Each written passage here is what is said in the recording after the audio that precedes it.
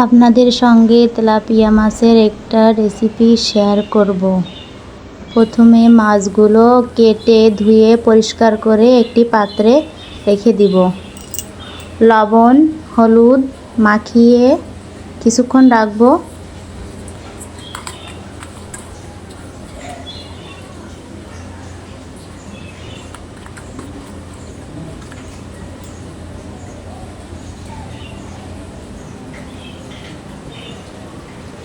এরপর মাছগুলো একটু কড়াভাবে ভেজে নিতে হবে। যার যেমন পছন্দ তেমনটা করে নিতে পারেন।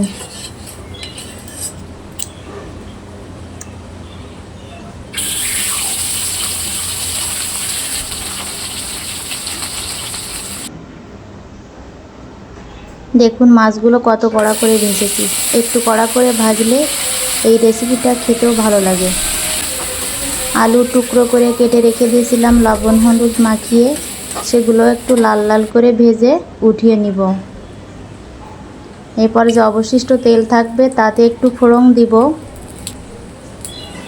ফোড়ন দিয়ে একটু নাড়াচাড়া করে নিব কিছুক্ষণ।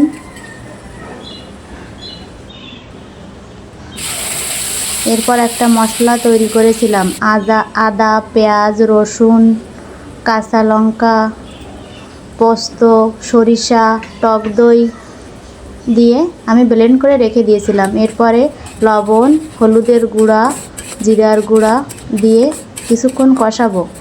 গ্যাসের তাপ তখন কম রাখতে হবে।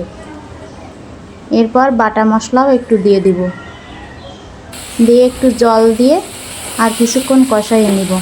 যখন উপরে তেল চলে আসবে তখন ভাজি করা আলুগুলো দিয়ে একটু নাড়াচাড়া করে নিব।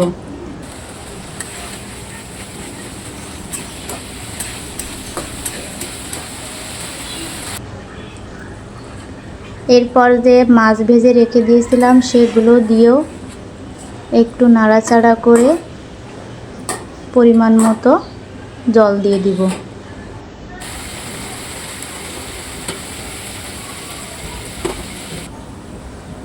জল ফুটে আসলে ঢাকনা দিয়ে ঢেকে দিব।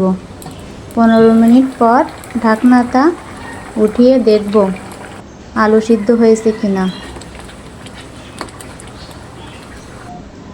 এবার নামিয়ে নিলেই রান্নাটি হয়ে গেল। আপনারা জানাবেন রেসিপিটার নাম কি। নামানোর আগে একটু চিনি দিলেও হয়।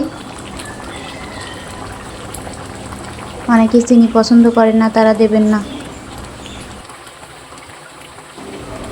এতক্ষণ ধৈর্য ধরে দেখার জন্য সবাইকে অসংখ্য ধন্যবাদ।